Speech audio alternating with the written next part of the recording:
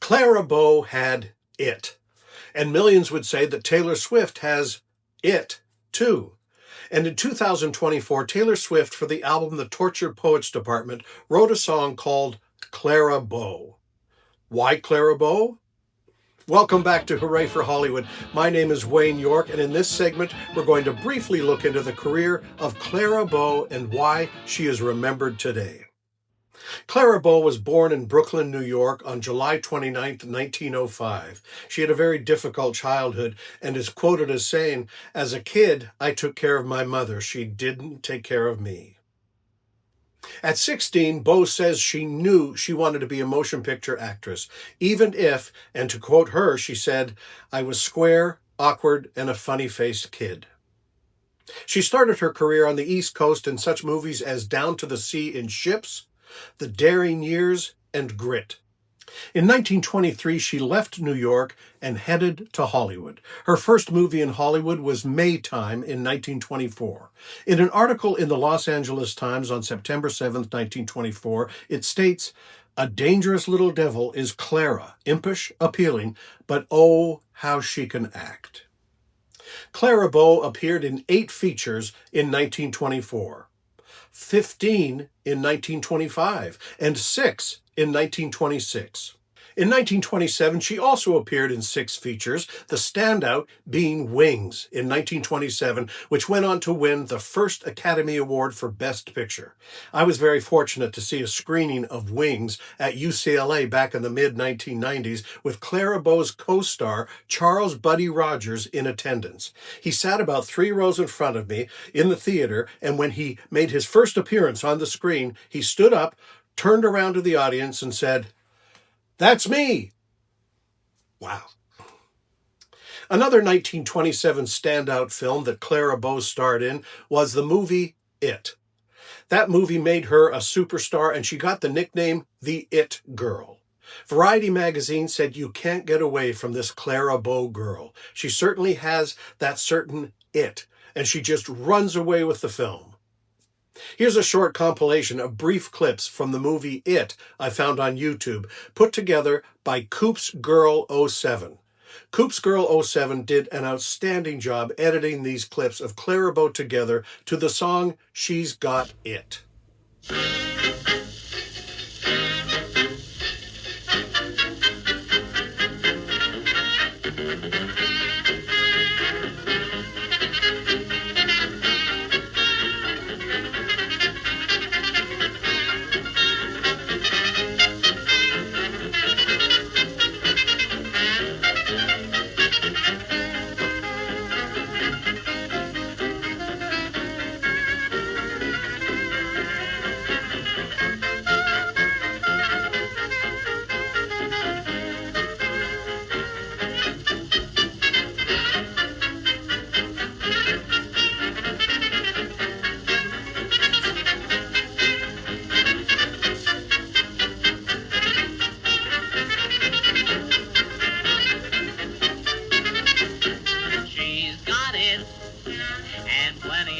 Brother, she's got it.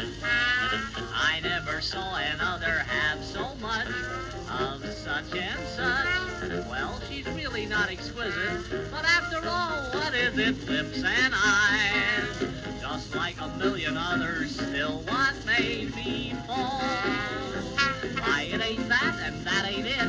That is that, and it is it, and she's got it. That's all.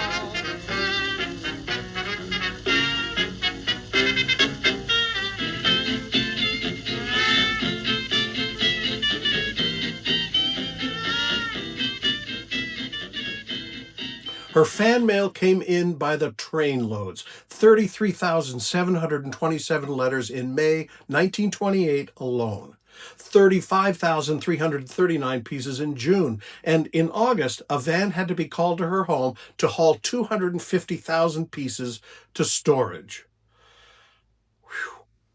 When sound came to the movies, Clara Bow maintained her role as the top box office draw and queen of Hollywood.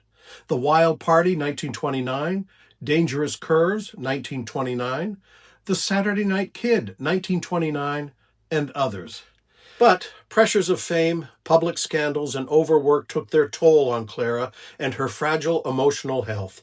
In October 1929, Clara Bow described her nerves as all shot, saying that she had reached the breaking point. Clara Bow fell in love with Rex Bell, her co-star in True to the Navy, 1930, who was a stuntman and a cowboy actor. In 1931, she left Hollywood to go to his ranch in Nevada, which he then renamed Rancho Clarita. They married later that same year and over the next few years had 2 sons. She did return to Hollywood for a few films, but she described her return as for the sole purpose of making enough money to be able to stay out of it. She retired from acting in 1933 at the age of 27.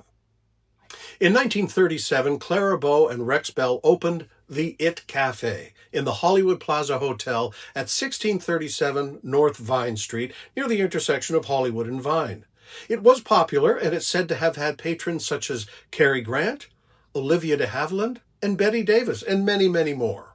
Still, they sold it in 1939 to Phil Selznick, the uncle of David O. Selznick. Now it's a lovely little restaurant called the Float Coffee Shop. Well worth a visit.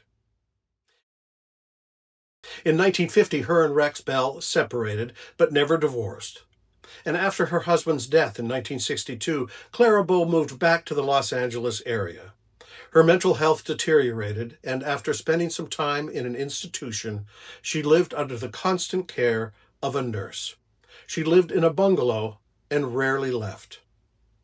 On September 27, 1965, Clara Bow died in her home of a heart attack at the age of 61. She received a star on the Hollywood Walk of Fame on February 8, 1960. And in 1994, she, along with other famous stars of the silent film era, was commemorated on a series of postage stamps drawn by the wonderful Al Hirschfeld. And of course, in 2024, Taylor Swift named a song after Clara Bow. But perhaps the best tribute to Clara Bow's memory was one given to her by her film contemporary and fan, Louise Brooks, who, after Bow's death, said simply that Clara Bow was the 20s. Thank you so much for watching this episode of Hooray for Hollywood. My name is Wayne York, and it's a wrap on the It Girl, Clara Bow. We'll see you on the next one.